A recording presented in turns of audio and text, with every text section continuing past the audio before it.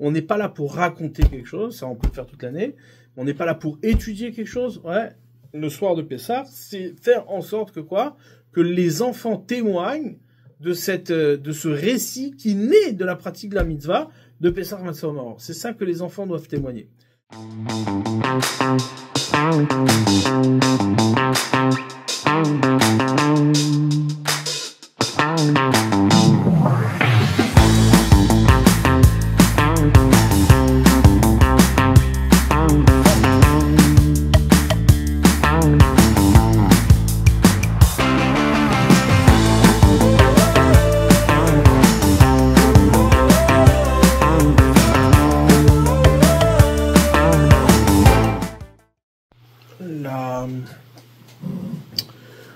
Pour notre premier cours sur la Haggadah, ce qui est important avant de traiter, on va dire, le texte dans ses détails, c'est de saisir ce qu'est la nature de la Haggadah et d'où elle provient, comment ça a été construit, quelle est l'intention de la Haggadah. On sait que les Amoraïm, les Tanaïm, ils n'avaient pas de Haggadah. Ouais, il n'y a pas la Haggadah telle qu'on la connaît nous aujourd'hui, puisque c'est marqué dans la Mishnah exactement ce qu'on attend de nous, du point de vue de la halakha, etc. Et qu'est-ce qui est à mentionner, pas à mentionner. Par exemple, ce que Rabban Gamliel rapporte, et qui est très populaire dans la Haggadah, de dire que tout celui qui n'a pas dit Pesach Matzah Maror, le Yatzai de Chovato, ouais, que celui qui n'a pas dit ces trois choses-là le soir de Pessah, il n'est pas acquitté. Ouais, c'est justement ce qui a permis de construire la Haggadah, c'est ces enseignements-là. Est-ce que la Mishnah, les Tanaïm et la Morem nous ont enseigné pour pouvoir construire cette Haggadah. Donc la Haggadah, quand c'est qu'elle est apparue, on ne sait pas trop, mais en tout cas, il est évident que depuis le départ, il y avait évidemment des balises de halakha, de ce qu'on devait raconter, et quelle était la structure de ce qu'on devait raconter ce soir-là. En tous les cas, dans ce qui concerne le soir de Pessah, il y a une mitzvah qui donne le nom à la Haggadah, ouais, comme son indique, c'est la mitzvah de Veigata levincha bayom ha'u, ouais, tu raconteras à tes enfants ce soir-là. Alors, il faut bien entendre et mesurer ce qu'est le sens de cette mitzvah, c'est-à-dire Veigata levincha. On a l'impression que ce qu'on fait le soir de Pessah, c'est juste, encore une fois, un moment d'étude. Ouais, c'est une étude que l'on répète et qu'on pourrait en vérité faire tous les soirs. Quelle différence il y a entre Banishtana et Laïla Azé, quelle différence il y a entre cette nuit-là et les autres nuits? Ouais, si ce n'est que qu'on mange de la matzah, qu'on mange un coudé, etc. Alors que l'essentiel de la mitzvah de ce soir-là, qui est en vérité, on va dire, la majeure partie de la Haggadah qui s'appelle Magid, ouais, c'est pas elle qui nous différencie des autres nuits, puisque les autres nuits, on raconte, on étudie, on raconte, on mentionne qu'est-ce qu'elle a de spécial cette nuit-là, dans ce qui va être le point le plus important, le plus conséquent de cette soirée, qui est la Haggadah, ouais, qui fait partie de la mitzvah principale, en vérité, de ce soir-là, Veigata levincha, en dehors de la mitzvah, on va dire, de la pratique, de la mitzvah de la matzah, de ce qui est la achilat matzah, de manger la matzah, etc. Il y a aussi cette mitzvah-là, de Veigata levincha, qui est en vérité le centre, ouais, de notre mitzvah de ce soir-là, puisque c'est également l'intérêt de la matzah. La matzah, c'est aussi un zikaron, c'est en souvenir de la sortie d'Égypte, ouais, que l'on mange de la matzah. Donc tout ça, c'est dans le but justement de transmettre et de garder en souvenir ce qui nous est arrivé. D'accord. Donc Veigata levincha, ouais, comme c'est marqué. C'est-à-dire comme le Harizal, il nous le donne comme allusion, la fête de Pessah, ouais, ces deux mots Pessah, c'est une allusion au fait que la bouche raconte, Pessah, la bouche elle raconte. Ouais, ça aussi serait intéressant d'approfondir quel est le lien entre la fête de Pessah, le fait que il a été Passar, il est passé au-dessus des maisons, et l'allusion qui est donnée par le Harizal que Pessah c'est la bouche qui raconte. Ça, ce sera un autre sujet. Dans tous les cas, ce qui est important, c'est de recentrer l'idée de ce soir-là, de ce qui met en mouvement toute l'animation de ce soir-là. Ouais, c'est évidemment la Haggadah de Pessah, c'est le fait de raconter ces histoires-là, ce qui nous est arrivé en Égypte à nos enfants. Et On va lire juste un passage du Rambam pour bien entendre cette mitzvah. Mitzvah assez, c'est une mitzvah positive de la Torah, Shel Torah. Les saper benissim beniflaot shenasu lavotim bemitzrayim belel chamisha asar benissan. De raconter les miracles et les merveilles qui ont été faits à nos pères en Égypte le soir du 15 Nissan. C'est le soir du 15 Nissan qu'on doit faire ça. Ouais, on pourrait le faire toute l'année, mais on n'a pas une mitzvah de la Torah de le faire. Le soir, on a oui une mitzvah de le faire, ouais, c'est le soir du 15, d'où on sait ça. Chez Nehemar, comme il dit, Zachor et Ayom Azer, Shayetzatem Mitzrayim. Souviens-toi de ce jour-là où tu es sorti d'Égypte, que vous êtes sorti d'Égypte, que moi chez Nehemar, comme c'est marqué, ouais, au même titre que Zachor et Ayom Shabbat. Souviens-toi du jour du Shabbat. Donc c'est exactement la même chose. On a une mitzvah de Zechira, de souvenir, ouais, de mentionner le fait qu'on est sorti d'Égypte. Alors d'où tu sais que quoi qu'il faut le faire le 15 Nissan, allez, on le fait 2 fois par jour, ouais, dans le schéma, le matin, le soir. Donc d'où tu sais que le 15 Nissan, il y a une mitzvah particulière, une mitzvah assez de le faire. Minaïn, Shebelal Chamisha Asar, ouais, d'où tu sais que c'est le 15, Talmud Lomar. On vient t'enseigner dans la Torah, Veigad Tal Evincha Bayom Aou, les morts, Ba'avour Ze. Ouais, c'est marqué, tu raconteras à tes enfants, Bayom Aou, ce jour-là, les morts. Ouais, en disant Ba'avour Zé. Ouais, c'est pour cela. C'est quoi Ba'avour Zé? C'est quoi Zé? Besha sheyesh matzah ou maror munachim lefanecha. Au moment où le matzah et le maror sont posés devant toi. Donc en vérité, ce qu'on entend ici, c'est quoi? C'est qu'il y a une mitzvah de se rappeler la sortie d'Égypte. C'est se rappeler la sortie d'Égypte, on le fait déjà 2 fois par jour. Ouais, le matin et le soir. D'où je sais que j'ai une mitzvah tassée, une mitzvah positive de le faire le soir de Pessah, ça on le sait de Veigata Levincha, c'est-à-dire en cela qu'il y a une mitzvah de raconter à tes enfants, ouais, la sortie d'Égypte, Ba'avour-Zé, ouais, devant le matzah, le maror, c'est-à-dire que ce qui provoque la mitzvah, c'est-à-dire ce qui est le repère de la mitzvah du soir, de raconter à ses enfants et de se rappeler de la sortie d'Égypte, c'est quoi?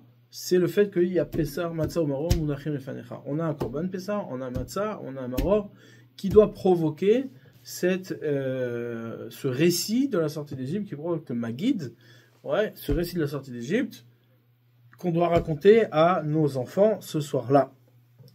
Ouais, d'où je sais Ba'avour-Zé, c'est-à-dire que si j'avais pas dit Ba'avour-Zé, ouais, alors j'aurais pas su que c'est au moment où le matzah et le maror sont déposés devant moi que je dois raconter.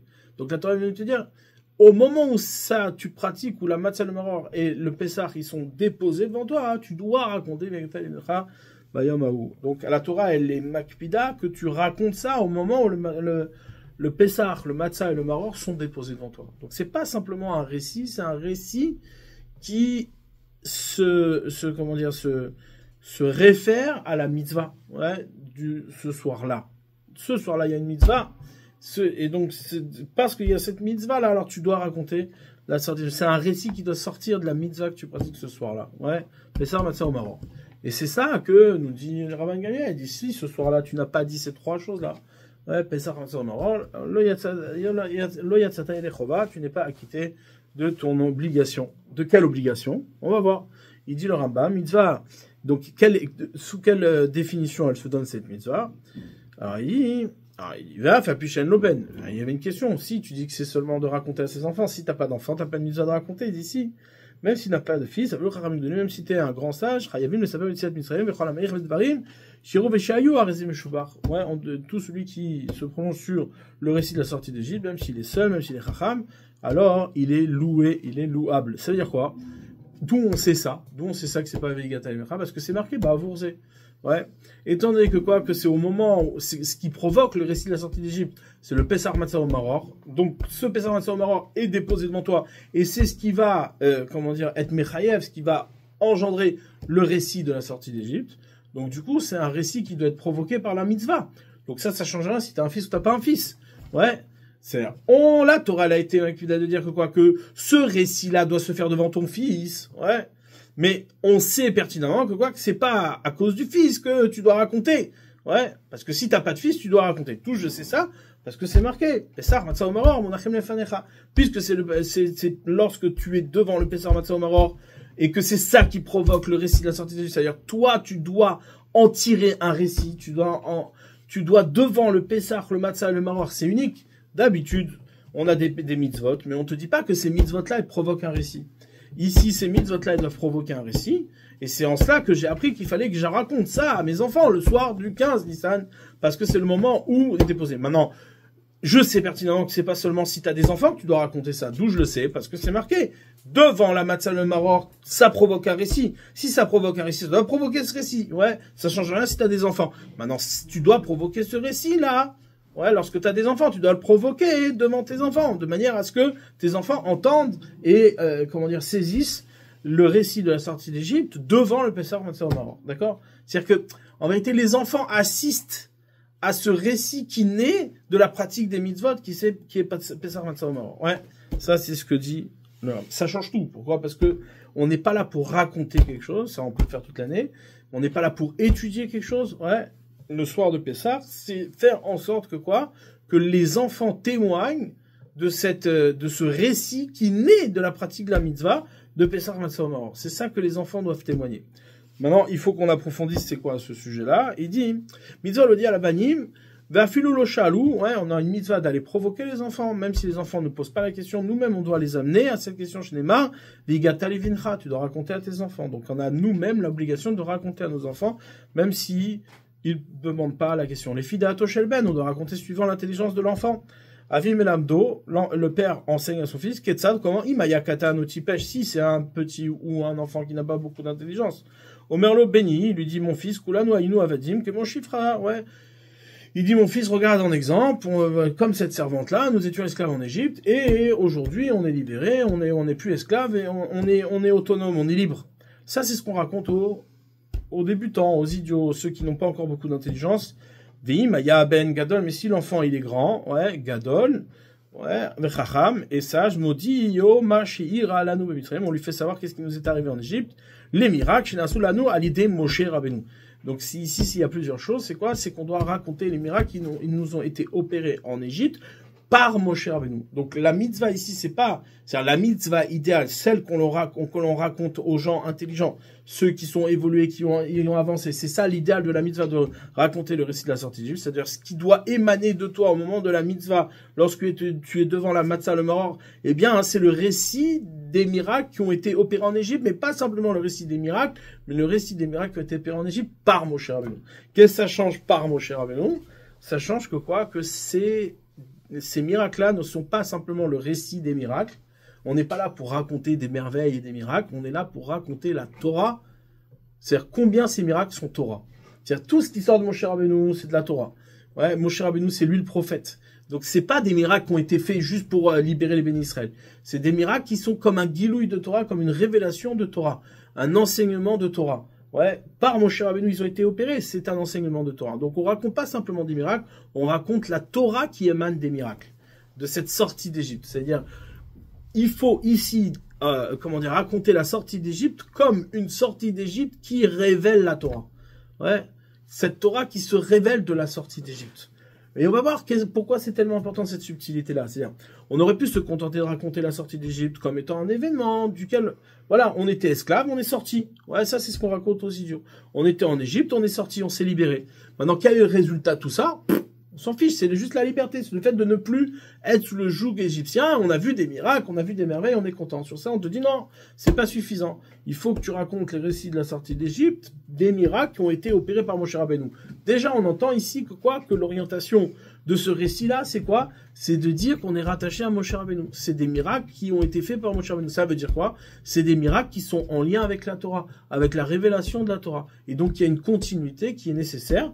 Ouais, et cette continuité implique que tu racontes ça à tes enfants. C'est là-bas où on va évaluer si véritablement ce que tu racontes, c'est simplement des miracles qui ont été opérés et que tu es content d'être sorti d'Égypte, ou bien ce qui va compter, c'est la suite de la sortie d'Égypte, ce que tu as reçu de la sortie d'Égypte, c'est-à-dire la Torah, la pratique des mitzvot, ce que Hachem il attend de toi au moment de la sortie d'Égypte. Ces miracles sont des miracles qui amènent à la Torah. Ouais, c'est des miracles qui amènent à la Torah, et c'est des miracles qui ont été pratiqués par Moshe Rabbeinu. Maintenant, tout ça, c'est-à-dire, tout ça, je le dis parce qu'on va l'obtenir de manière, c'est-à-dire, autrement dans notre développement et dans notre réflexion, mais c'est très important de comprendre que ici, l'enjeu de cette soirée n'est pas de raconter des miracles. Ouais.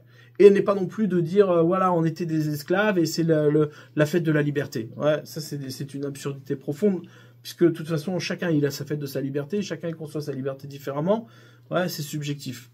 Là, ici, ce qu'on obtient, c'est quoi? C'est le fait qu'il y a eu une révélation de Torah qui a été permise par le fait qu'on est sorti d'Égypte et par ces miracles. Et ces miracles sont en vérité une révélation de ce qui nous attend de la sortie d'Égypte. Ce qu'on attend de nous de la sortie d'Égypte. C'est pas simplement des miracles pour faire du mal à l'Égypte, c'est des miracles, c'est elle qui vient signifier ce qu'on attend de nous, c'est-à-dire la Torah qui doit émaner de cette sortie d'Égypte. Ouais.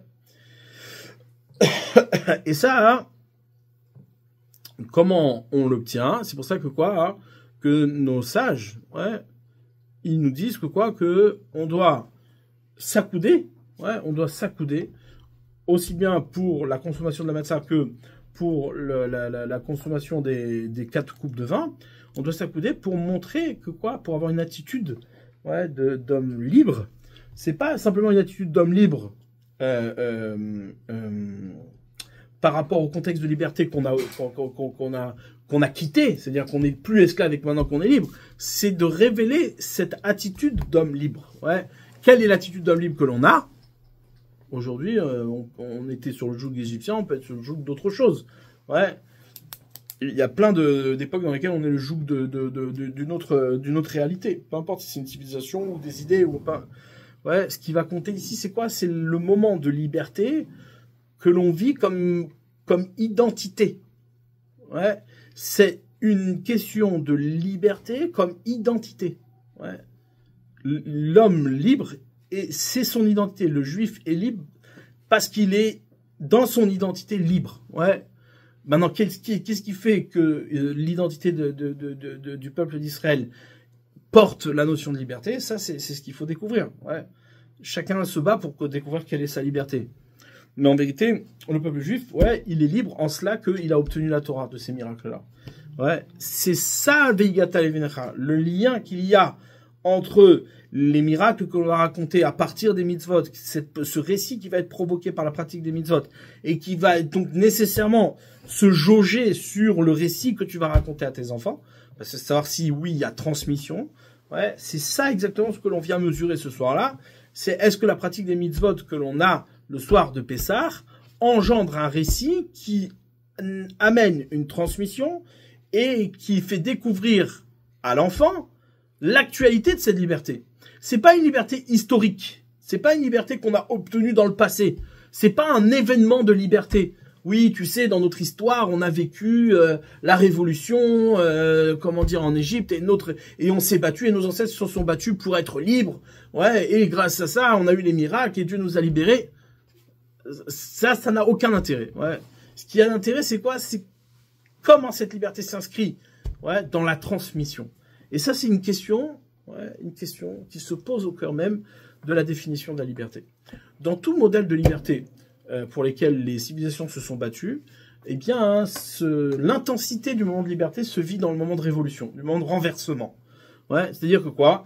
Qu'il y a une civilisation qui est pas contente, elle est, elle se sent aliénée de peu importe d'une civilisation ou autre, ou d'une idée. Ouais, elle crée un renversement, un désordre, et en créant ce désordre, ce moment de révolution, ce moment de renversement, c'est le moment de liberté. C'est à ce moment-là que les gens se sentent libres, parce qu'ils opèrent, ils sont en train d'opérer leur mouvement de liberté. Mais une fois que c'est passé, on revient, à un ordre qui se réétablit, et qui au final renferme à nouveau, c'est-à-dire on ne vit plus la notion de liberté telle qu'on l'a vécue au moment du renversement. Ouais. Et ça, c'est une question qui est valable également pour le peuple juif. Ouais. Et c'est là où je veux en venir. C'est quoi? C'est là où on voit la chorma, la sagesse des Chachamim, lorsqu'ils ont établi la Haggadah de Pessah. La première des choses qui est établie, c'est le Seder. Ouais, c'est ce qu'on appelle le Seder. La première des choses qui est flagrante dans la Haggadah, c'est le Seder. Avant la Kehara, avant le plateau, avant tout ça, il y a d'abord ce qu'on appelle un Seder. Pourquoi un Seder? Pourquoi les Chachamim ont mis en place cette question de Seder? Un ordre. Le Seder, c'est l'ordre. On a Kadesh, Ulchat, qu'est-ce que j'ai besoin de tout ça? Ouais. Pourquoi il y a besoin d'un ordre? Il y a besoin d'un Seder. Ça, c'est, en vérité, le Seder, c'est ce qui vient provoquer, ouais, c'est-à-dire, c'est ce qui vient questionner chacun au niveau de ce qui est sa notion de liberté. C'est-à-dire, ce soir-là, on est censé fêter notre liberté. Mais cette liberté-là, elle ne peut être vécue qu'au moment du renversement. C'est à ce moment-là que l'on vit la question de la liberté. On était esclave en Égypte. Ouais. Maintenant, je suis plus esclave. Donc, qu'est-ce que tu me parles de liberté? Je ne parle pas de liberté. Non. Au moment où tu as renversé l'Égypte, c'est là où tu te sentais libre. Ouais. Et donc, qu'est-ce qui s'est passé pour renverser l'Égypte? Pour obtenir le désordre qui fait de toi un homme libre, il fallait des miracles. Or, les miracles, c'est quoi? C'est le désordre le plus, le plus obtus qui puisse exister. Ouais. Il n'y a pas plus désordonné que le miracle. Le miracle, c'est quoi? C'est celui qui crée le désordre de la nature et de l'ordre établi. L'ordre, le monde, il est établi dans un ordre qui est la nature. Ouais. Akadosh Baruch Hu, il a créé un ordre. Il y a une nature. Toi, t'arrives, tu viens, tu fous le désordre. Tu viens, tu dis, voilà, on envoie les miracles. Mais on vit pas dans les miracles. L'ordre naturel du juif, c'est pas le miracle. Il n'y a pas de miracle tous les jours. On vit pas dans le miracle. Donc, du coup, qu'est-ce que tu m'as provoqué une liberté qui était complètement utopique, qui est de l'ordre de toutes les libertés que les gens ont pu vivre. C'est quoi? C'est le chalom, le rêve, l'idéologie, le rêve, l'utopie. C'est quoi? Le moment de renversement, le moment de bouleversement de l'ordre établi. Il y avait l'Égypte qui était forte, c'était l'ordre établi, et hop, on est, on est libéré par les miracles. Quelle différence il y a entre ces miracles-là et les révolutions qui ont pu être vécues dans toutes les civilisations, ouais, et dans toute l'histoire de l'humanité, qui au bout du compte n'aboutit jamais à une véritable liberté. Ouais. Parce que de nouveau, la liberté, c'est quoi? C'est de choisir son aliénement, c'est son aliénation. C'est de choisir dans quel modèle et dans quel ordre je vais me soumettre. Ouais, la liberté pour la liberté n'existe pas. Donc du coup, qu'est-ce qu'elle vient dire ici, la Haggadah? Elle vient de dire non, il y a un seder. Il y a un seder. C'est-à-dire que quoi? Que ce que l'on a obtenu de la sortie d'Égypte, c'est un seder. C'est pas simplement une révolution. Ce qu'il faut retenir de la sortie d'Égypte, c'est pas simplement le miracle en tant que tel. Ouais, c'est le miracle qui a été opéré par Moshe Rabbeinu en Égypte, c'est-à-dire le Seder.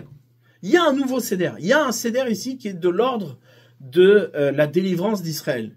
Israël rentre dans un Seder qui n'est pas le Seder du monde. Ouais, c'est pas le Seder habituel, c'est pas le Seder de la nature, c'est un Seder obtenu par le miracle. Ouais. C'est pas simplement Hachem, il arrive, vient, il intervient, il dit voilà, je balance un miracle, et voilà, j'ai tout foutu en l'air, et maintenant, voilà, t'es libre, tu fais ce que tu veux. Non. C'est pas comme ça que ça marche. C'est à vous de réfléchir maintenant. Non. Le miracle lui-même est celui qui a opéré, qui a fait découvrir le véritable Seder qui concerne Israël. C'est le Seder d'Israël. Ouais. C'est ça que la Haggadah, elle vient nous révéler. En mettant en place ce Seder, eh bien, hein, elle a créé, les Chachamim m'ont révélé que tout ce qui est obtenu, c'est-à-dire de cette sortie d'Égypte et du récit que l'on raconte à nos enfants, c'est un Seder. Maintenant, c'est ça, exactement, c'est ça la définition de Vigata Levincha. Un homme ne peut pas raconter à ses enfants, ouais, c'est-à-dire quand je dis raconter, c'est-à-dire le mot Veigata, ouais, ça vient du mot Gad, la racine du mot Veigata, on a déjà parlé de ça. Veigadata, ça vient du mot Gad. Gad, c'est la même racine que Gadol. Ouais, Gadol, Gad, ça vient du mot Agoud. Agoud, c'est un lien. Ouais, c'est un lien. C'est-à-dire que quel va être le lien? La question du soir de Pessah, c'est quel va être le lien entre les pères et les fils. Ouais. C'est-à-dire, c'est bien beau que toi, au niveau des pères, on ait vécu un miracle, on ait vécu la sortie d'Égypte, qu'on ait vécu des révolutions. Mais si cette révolution-là ne peut pas être transmise à ses enfants, ça veut dire quoi? C'est que c'est une révolution qui n'amène pas d'ordre, qui n'amène pas de Seder. Et si elle n'amène pas de Seder, ça veut dire que tout ce que tu as vécu était complètement utopique. Un chalom. C'était juste un renversement pour un renversement. Un bouleversement pour un bouleversement. Mais qu'est-ce que ça a amené de neuf? Qu'est-ce que ça a amené de plus que question de neuf? Qu'est-ce que ça a amené d'authentique, de vrai, de transmissible? Ouais. Ça, c'est la question de ce soir-là. Veigata Levincha, c'est pas qu'une question de transmettre à ses enfants et de raconter à ses enfants. C'est de mesurer véritablement que la mitzvah de ce soir-là, qui est Pessar, Matzah ou Maror, qui sont en vérité les trois choses qui sont en lien avec ce qui va être la délivrance d'Israël de l'Égypte, est-ce que c'est quelque chose qu'on peut raconter à ses enfants? Ouais. Est-ce que c'est quelque chose que l'enfant peut entendre? L'enfant ne peut entendre que si tu proposes un ordre. Si tu proposes un désordre, l'enfant n'entend pas. Ouais. Donc comment tu fais pour savoir si véritablement ce que tu as raconté n'est pas simplement oui, je suis content qu'il y a eu des miracles, etc. et une excitation, complètement dimionique, c'est-à-dire complètement imaginaire. Eh bien, c'est de voir si tes enfants vont être réceptifs à ce que tu vas raconter ce soir-là. C'est comme ça qu'on mesure si véritablement ce que tu as raconté dans le cadre des miracles de la sortie d'Égypte amène un ordre, amène un seder. Ouais, amène un seder. Ouais, il y a mon fils, Nathan Zvi, ce Shabbat, il m'a un peu surpris, il m'a dit comme ça, il m'a dit, c'est marrant parce que ma fête préférée, c'est le soir de Pessah. Il me dit, pourquoi c'est ma fête préférée? Parce que c'est comme un jeu. Ouais. C'est-à-dire, le soir de Pessah, c'est comme un jeu. Et les Chachamim, ils ont eu cette sagesse, ouais, de mettre en place un jeu. C'est quoi? Qu'est-ce qui fait le jeu de ce soir-là? C'est le seder. En vérité, il y a un seder. C'est-à-dire, si ça avait été n'importe comment, ouais, si on avait balancé des miracles, tu sais, il y a eu des miracles et tout, et puis vas-y, on raconte des miracles comme ci, comme ça, ou même des midrashim, ouais, c'est-à-dire, le soir de Pessah, on s'installe et à qui va raconter le plus de midrashim, ouais. Et à qui va raconter le plus? On n'est pas en train d'étudier, on n'étudie pas ce soir-là. On n'a pas la mitzvah, c'est pas d'étudier. Ouais, la mitzvah, c'est de raconter la sortie d'Égypte. Maintenant, raconter la sortie d'Égypte, ça se fait comment? Ça se fait dans un seder. Ouais. C'est ça que les Chachamim sont. Ça se fait pas simplement tu balances des midrashim. Ah vas-y, attends, j'ai un pshat. Non, tout ça, c'est pas ça. Ouais. Ce qui est l'essentiel, c'est quoi? C'est de raconter ça dans un seder, dans quelque chose qui est audible à l'enfant. Quelque chose qui amène une stabilité à l'enfant. C'est-à-dire que le miracle de la sortie d'Égypte opère une transmission. Ouais, opère une transmission.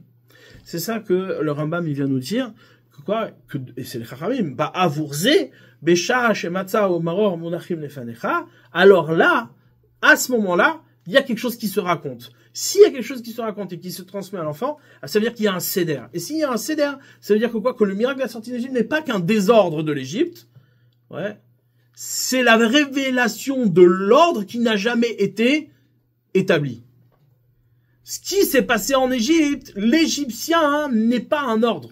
L'exil, les différents, malchouyot, les différents exils du monde, les différents royaumes des nations, ne sont pas un ordre. Jamais Esav ne sera un ordre établi.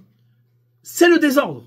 Maintenant, quelle est la véritable révélation de l'ordre qui existe et qui est le véritable ordre? C'est le Seder de Pessah. C'est la délivrance d'Israël. C'est le miracle qui frappe cet ordre, que l'on croit être un ordre, mais qui est en vérité un désordre. Ouais. C'est ça qu'on doit obtenir le soir de Pessah. C'est-à-dire, c'est saisir combien la vie que l'on mène au quotidien, c'est une vie qui n'a pas d'ordre.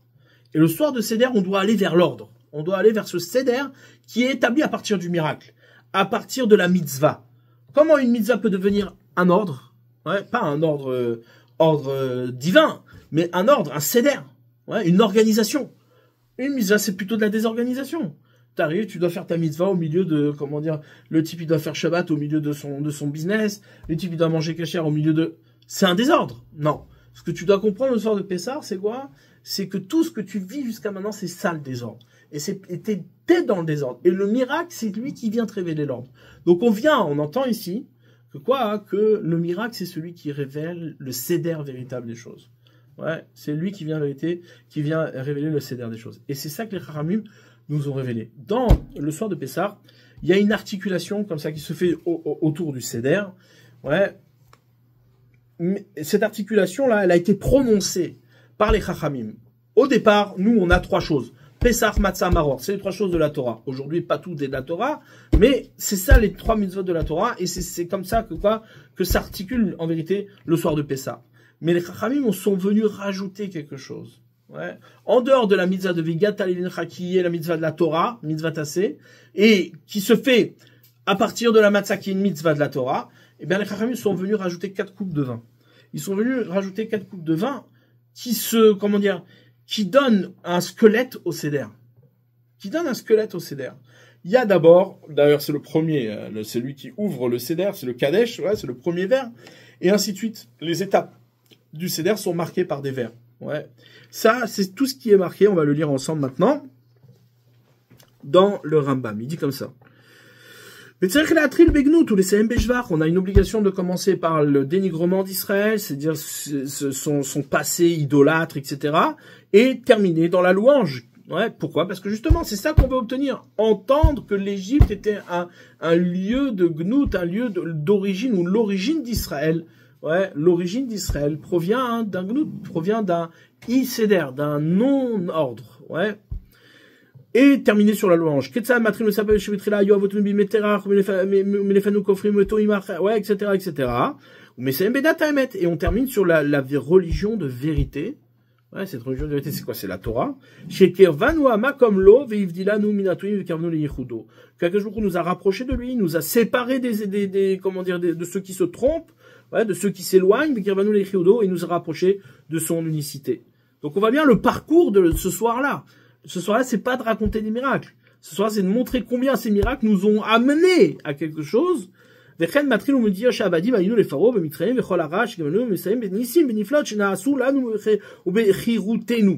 ces miracles-là qui ont été faits, et le choix qu'Hachem il a fait, il nous a choisis, on a été choisis par un jour. Etc. Tout celui qui n'a pas dit ces trois choses-là, Bellel, Chamisha Asar, le 15, Lo Yatsaï Nechovato, il n'est pas acquitté, Velouen, et le voici. C'est-à-dire que tout celui qui n'a pas dit, c'est quoi qui n'a pas dit? Ouais, c'est quoi qui n'a pas dit? Pesach Matzah au Maror. C'est-à-dire que, ici, ce soir-là, la mitzvah du Pesach Matzah au Maror doit être, c'est-à-dire, elle doit être pratiquée, évidemment, mais elle doit être dite, elle doit sortir de ta bouche. Ouais. Pesach, al-Shem Shepasar Amakom Barucha al Bate Avotin Bemitzrayim Shenema, Vamartem Sevar Pesach ou Hashem. Pesach sur le fait que quoi? Que il est passé au-dessus des maisons. C'est quoi le fait que il est passé au-dessus des maisons? C'est que ça a créé un lieu et un espace qui est propre à Israël. C'est ça. C'est-à-dire que Pesach, c'est quoi? C'est le fait que est passé au-dessus des maisons. C'est-à-dire quoi? Il est passé au-dessus des maisons. On va pas maintenant rentrer dans le détail de ce moment-là, mais c'est d'entendre que quoi? Que au milieu de l'Égypte, il y a un espace qui est propre à Israël. Cet espace-là, même Hachem, il passe au-dessus. C'est-à-dire que c'est un lieu réservé à Israël. Ouais. Il est maintenant distingué. Il a obtenu son espace, son lieu qui est propre à lui, et c'est ça le sens de Pessah. Batamodou Mitzrayim Shenemar, etc. Merorim, on mange le maror, pourquoi? Al-Shem, Shem Maroru, Amitzrim et Chaya, Voten Mitzrayim. Entendre signifier que quoi? Que la vie égyptienne était amère.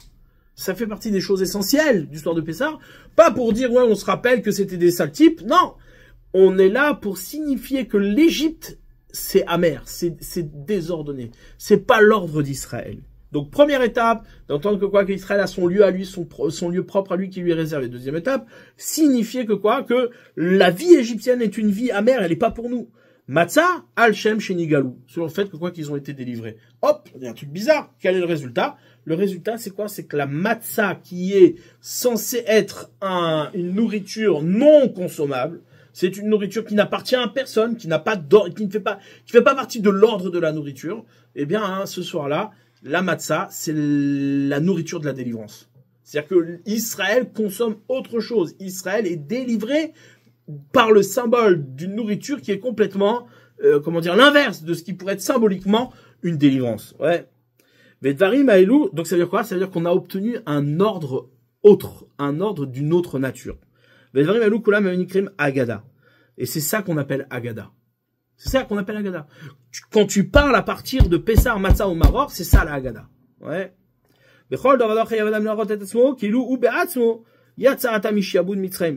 Chaque génération, un homme, il doit se voir lui-même comme s'il était lui-même esclave en Égypte. Pourquoi? Parce que c'est comme ça que tu sors. On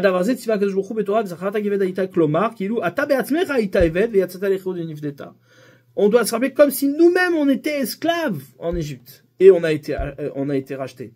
C'est ça l'idée que quoi, que tu dois raconter la Yetzia, tu dois raconter la sortie, l'ordre dans lequel tu te trouves. Les fikar qui souhaitent Adam Banaïla, c'est pour cela que lorsque l'homme il va manger ce soir-là, c'est le néfikar ici, il est médouillac, c'est-à-dire c'est pour cela que le soir où tu vas manger, il faut pas que tu manges comme toute l'année. Il faut pas que tu manges dans un ordre que tu penses être l'ordre de l'année. Non. Et il mange accoudé. Ouais. Le mot Esseba, il vient d'un mot de la Torah. Ouais. Et comme c'est marqué dans Béchalach. C'est marqué Vaï Béchalar Paro. Ouais, et que Akadosh Baruch Hu, il a été Mesev. Il a contourné le Derer Pelishtim. Ouais, il a contourné le Derer Pelishtim. Pourquoi on s'accoude? Le Midrash il ramène que, en dehors du fait que, évidemment, ça symbolise le Chérout, ça symbolise la liberté, etc. C'est quoi la Asaba? C'est le fait de contourner. Ouais, c'est le fait de contourner. C'est-à-dire que quoi? Que tu penses être dans un ordre, et on te dit non, c'est pas cet ordre-là qu'il faut prendre, c'est un autre ordre. C'est ça la Asaba, ouais. Comme c'est marqué, le verset, il dit comment? Velo nacham elokim derech pelishtim. Mais c'est marqué là-bas, Asaba, non? Le langage.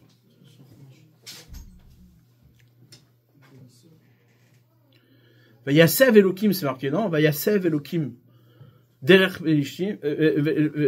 Vayasev Elokim derech hamidbar. Comment c'est marqué?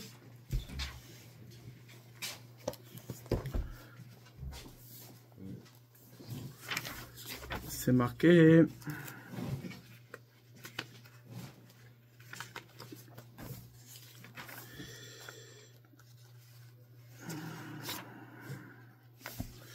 Ouais, c'est ça. Vayasev Elokim etam derech hamidbar. Yamsouf. Hachem, il les a, Vayasev, il les a fait tourner. C'est-à-dire, il a détourné le peuple vers le chemin du désert. Yamsouf, la mer des joncs. La Chamushimanu, etc. C'est quoi? C'est Vayasev. Vayasev, c'est Milachon et Seba. C'est-à-dire, le fait de s'accouder, c'est pas simplement s'accouder. C'est se détourner du chemin habituel. C'est-à-dire, contourner le chemin habituel. Habituellement, en vérité, toi, tu penses être dans l'ordre habituel. On te dit non, t'étais dans le désordre. Ce soir, tu te remets dans l'ordre. Comment tu te remets dans l'ordre? En te détournant du chemin habituel. Ouais. C'est-à-dire, le soir de Pessah, c'est un seder. C'est un seder. Tu découvres un seder. Tu rentres dans un seder. Et ça, c'est le point le plus essentiel de la fête de Pessah. Ouais. C'est d'entendre que, encore une fois, c'est raconter à ses enfants, ça ne peut se faire que si tu as un seder à raconter. T'imagines si tu racontes, tu dis à tes enfants, tu sais quoi, en vérité, on est sorti d'Égypte, et il y a eu des miracles, et Hachem il a fait des miracles, etc. Ok, et tu fais quoi? C'est-à-dire que tout ce récit-là, c'est ça, c'est médouillac, c'est niflaméot. C'est-à-dire, là, ici, le rabbin, il te dit, tu vas et tu racontes, d'où je sais que je dois raconter ça à mes enfants. D'où je sais que c'est ce soir-là que je dois le raconter à mes enfants. Ouais, d'où je sais? Parce que ce soir-là, Ba'avourze, c'est marqué Ba'avourze. Quand le Pessah, le Matzah et le Maror, quand les mitzvot, quand le Seder, il est devant toi, et que le Pessah, le Matzah, le Maror, il est posé devant toi, alors c'est de là-bas que doit sortir le récit de la sortie d'Égypte. Et quand il sort de là-bas, alors là, ça s'appelle Vigata Levincha. Ouais, c'est ce soir-là que tu dois raconter à tes enfants. Pourquoi? Parce que ce que tes enfants, ils doivent entendre, c'est un Seder. C'est des mitzvot.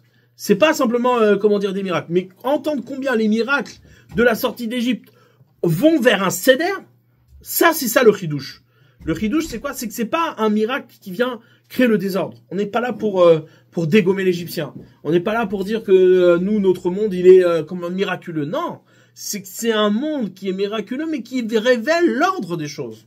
Le véritable ordre des choses. C'est pas le désordre. C'est pas un monde utopique, comme certains voudraient dire que ceux qui vivent dans l'étude de la Torah, ils vivent dans un monde qui n'existe pas, qui est utopique, il faut se mettre avec son temps, etc. Non, c'est faux ça. Le véritable ordre des choses, c'est le céder du miracle.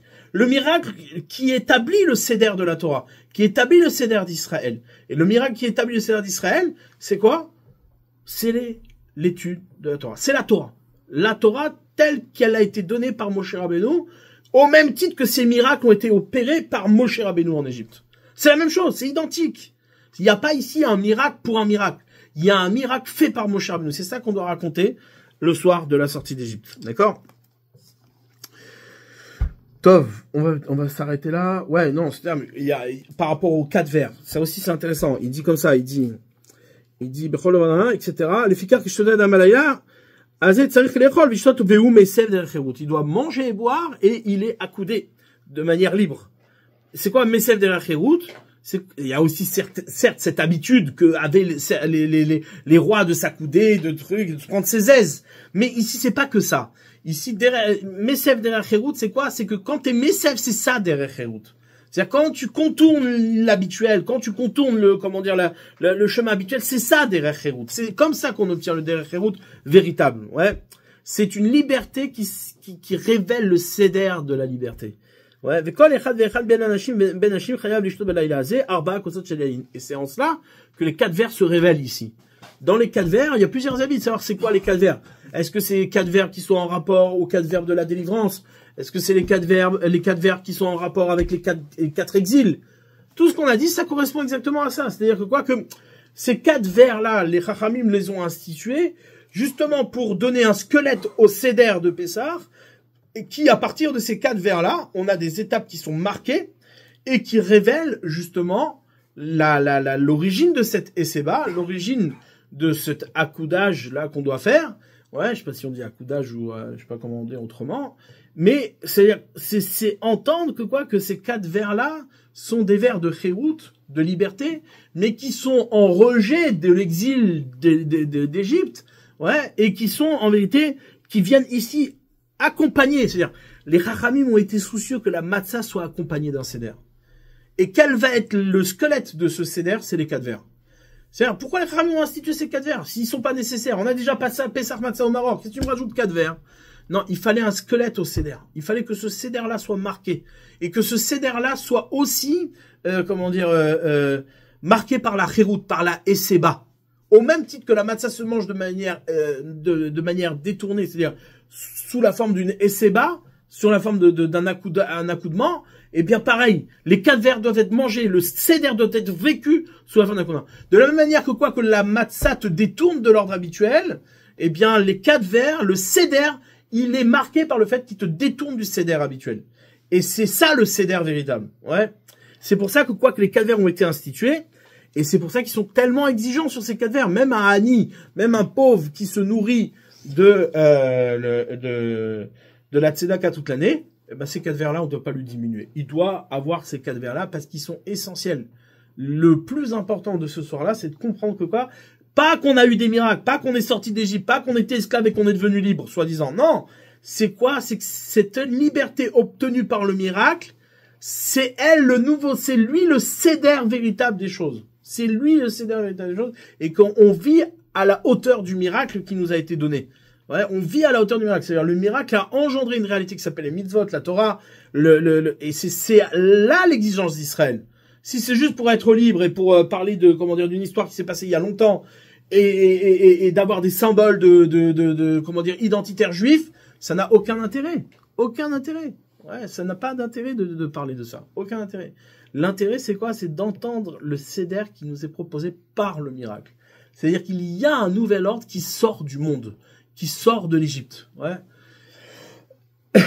C'est pas tellement évident. C'est-à-dire que la notion de liberté que l'on obtient, c'est pas simplement, c'est-à-dire, elle n'est pas marquée par la révolution opérée. Souvent, ce que l'on retient dans des moments de liberté, c'est la révolution, c'est le renversement. Ouais. Toute civilisation qui a obtenu une quelconque liberté, ce qui va compter, c'est le moment de révolution. La Bastille, 14 juillet, t'es mieux aujourd'hui? Non, c'est pas forcé. Mais l'essentiel, c'est qu'il y a eu ce renversement. Il y a eu ce moment de liberté. Ouais. Ce moment de liberté qui est vécu au moment du renversement. Ouais. C'est ça qui va compter. Sur ça, on te dit non, mais ça n'a aucun intérêt. C'est pas le but. Si tu renverses les choses pour obtenir aucun seder qui est à la hauteur de ce renversement, ça n'a aucun intérêt. Et là, ce qu'on vient te dire, c'est quoi? C'est que les miracles qui ont été opérés en Égypte, ouais, ont amené un seder qui est à la hauteur du renversement. Il y a eu un renversement de l'identité de l'Égypte et de l'esclavage égyptien qui a amené une liberté qui s'appelle Israël. Et cette réalité-là, elle est messoudar, elle est messoudrette, et elle est le seder du monde. Elle est le seder du monde. Ouais. Ça, c'est notre enjeu à nous. C'est-à-dire que aujourd'hui, ça se joue sur quel est l'intérêt d'étudier quand on a. C'est ça le seder du monde. Tu me parles de quel seder ici? Le seder, c'est quoi? C'est le seder. C'est ça le seder de la yeshiva. C'est le seder. C'est le seul seder qui existe. Il y en a pas d'autre. C'est-à-dire, tu veux me parler d'un autre seder? C'est pas un seder. Le Seder qui est, c'est oui, il y a une réalité qui s'appelle le peuple juif. Que quand il étudie la Torah, c'est ça le Seder du monde. Et c'est comme ça que les choses s'organisent. Et c'est comme ça. C'est un Seder qui est à la hauteur des miracles qui nous ont été donnés. Alors si c'est pour faire des miracles, juste pour dire, ouais, c'est bien, tu as labouré ta terre et t'as cueilli des tomates en Israël, tu as besoin de faire des miracles pour ça? Pas besoin de faire de miracles pour ça. J'ai pas besoin de miracles pour ça. Ouais, d'accord. Ça, c'est ce que, vient nous dire le Seder de Pessah. Ouais, le Seder de Pessah. Top.